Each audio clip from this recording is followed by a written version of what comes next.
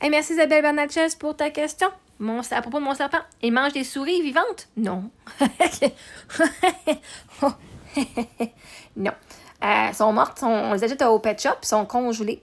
Fait qu'ils ont mis dans une chambre à air, parce que peu importe ce qu'ils font, là, mais apparemment qu'ils les mettent dans une chambre à air, genre, où est-ce qu'ils vont leur mettre du CO2, genre du gaz carbonique, puis ils vont mourir asphyxiés, finalement.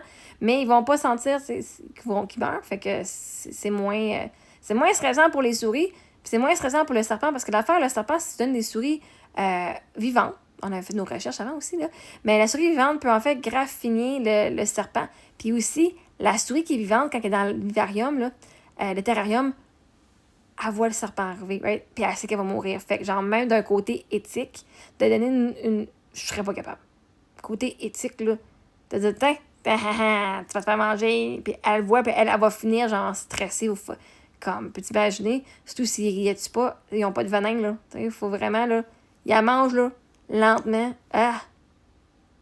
Tu sais, il prend, genre, 5 minutes à l'avaler, là. Imagine que la souris est vivante, puis qu'elle fait juste, arc, oh, fuck that shit. Non. Sont mortes, sont congelées.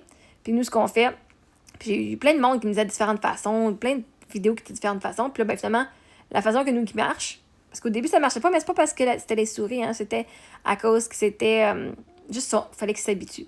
Peut-être qu'elle a déjà mangé avant aussi, puis bref, anyway. Mais nous, on prend une souris qu'on la dégèle, on la met dans un sac Ziploc qu'on ferme, j'enlève l'air là-dedans. Je la mets dans l'eau, je vais partir mon eau chaude de mon robinet, je la mets au plus chaud. Elle n'est pas bouillante, mais très très chaude. Je vais mettre le sac dans un bol de plastique, puis je mets de l'eau chaude. Je mets le timer 15 minutes, puis après ça, je remets un autre 10 minutes, mettons, là. Je change l'eau, je remets de l'eau chaude, je mets un autre 10 minutes, bien en dessous de l'eau, là. Puis avec elle est comme encore un peu chaude, fait qu'elle est dégelée. Puis après ça, ben, je la tiens par la queue avec une pince, puis j'y donne. Fait que là, ben, cette fois-ci, il l'a pris genre super vite, puis là, je l'avais les coups. C'est assez cool à voir. Fait qu'il a bien eu cette fois-là. Fait que, non, pas vivante.